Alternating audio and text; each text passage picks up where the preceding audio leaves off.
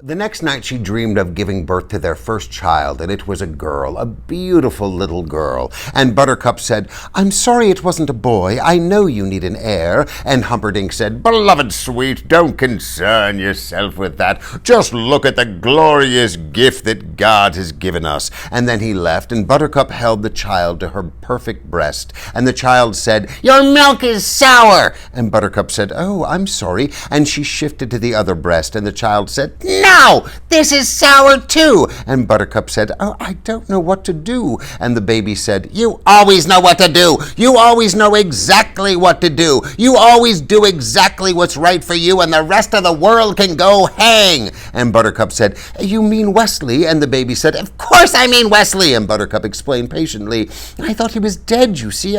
I'd given my word to your father."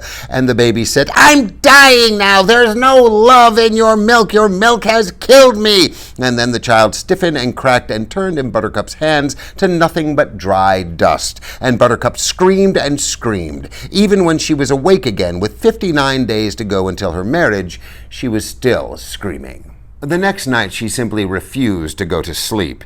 Instead, she walked and read and did needlework and drank cup after cup of steaming tea from the Indies.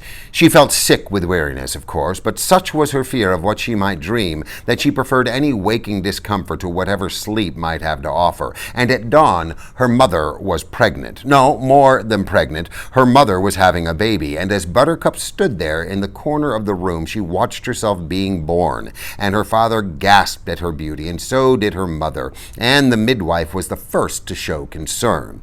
The midwife was a sweet woman known throughout the village for her love of babies, and she said, "Look, trouble!" And the father said, "What trouble? Where before did you ever see such beauty?" And the midwife said, "Don't you understand why she was given such beauty? It's because she has no heart. Here, listen, the baby is alive, but there is no beat."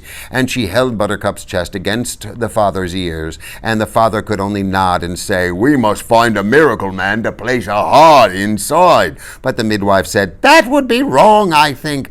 I've heard before of creatures like this, the heartless ones, and as they grow bigger, they get more and more beautiful, and behind them is nothing but broken bodies and shattered souls, and these without hearts are the anguish bringers. And my advice would be, since you're both young, to have another child, a different child, and be rid of this one now. But of course the final decision is up to you." And the father said to the mother, "Well," and the mother said, "Since the midwife is the kindest person in the village, she must know a monster when she sees one. Let's get to it." So Buttercup's father and Buttercup's mother put their hands to the baby's throat, and the baby began to gasp.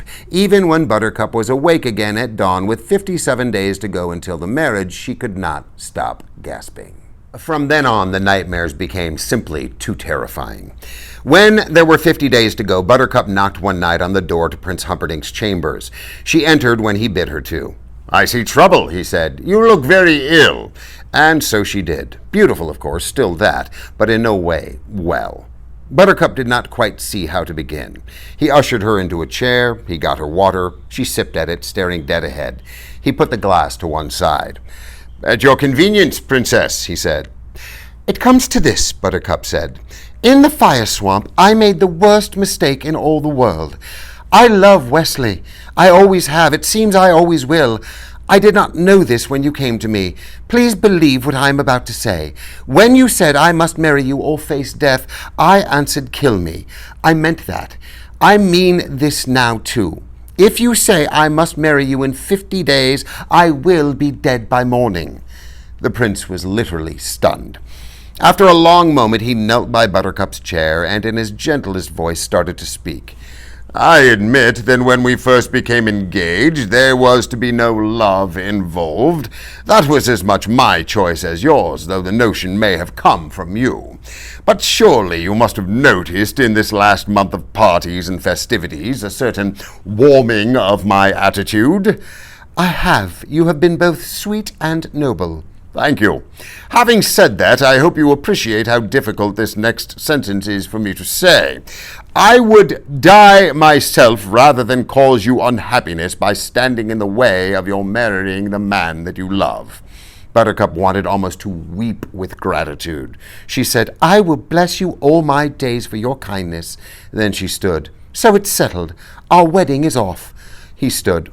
Except perhaps for one thing. That being, have you considered the possibility that he might not now want any longer to marry you? Until that moment, she had not. You were, I hate to remind you, not altogether gentle with his emotions in the fire swamp. Forgive me for saying that, beloved, but you did leave him in the lurch, in a manner of speaking. Buttercup sat down hard, her turn now to be stunned. Humperdinck knelt again beside her. This Wesley of yours, this sailor boy, he has pride? Buttercup managed to whisper, More than any man alive, I sometimes think. Well, consider then, dearest. Here he is, off sailing somewhere with the dread pirate Roberts. He has had a month to survive the emotional scars you dealt him. What if he wants now to remain single? Or worse, what if he's found another? Buttercup was now even beyond whispering. I think, sweetest child, that we should strike a bargain, you and I. If Wesley wants to marry you still, bless you both.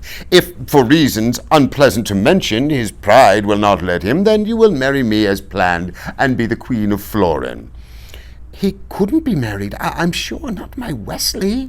She looked at the prince. But how can I find out? What about this? You write him a letter telling him everything. We'll make 4 copies. I'll take my 4 fastest ships and order them off in all directions. The dread pirate Roberts is not often more than a month's sail from Florin. Whichever of my ships finds him will run the white flag of truce, deliver your letter, and Wesley can decide. If no, he can speak that message to my captain. If yes, my captain will sail him here to you, and I will have to content myself somehow with a lesser bride. I'm not sure, but I definitely think that this is the most generous decision I have yet heard. Do me this favor then in return. Until we know Wesley's intentions, one way or another, let us continue as we have, so the festivities will not be halted. And if I seem too fond of you, remember that I cannot help myself. Agreed, Buttercup said, going to the door, but not before she kissed his cheek. He followed her. Off with you now and write your letter, and he returned the kiss, smiling with his eyes at her until the corridor curved her from his sight. There was no doubt whatsoever in his mind that he was going to seem too fond of her in the days ahead, because when she died of murder on their wedding night, it was crucial that all of Florin realized the depth of his love, the size of his loss, since then no one would dare hesitate to follow him in the revenge war he was to launch against Gilder.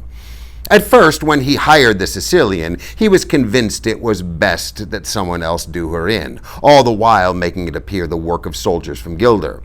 And when the man in black had somehow materialized to spoil his plans, the prince came close to going insane with rage.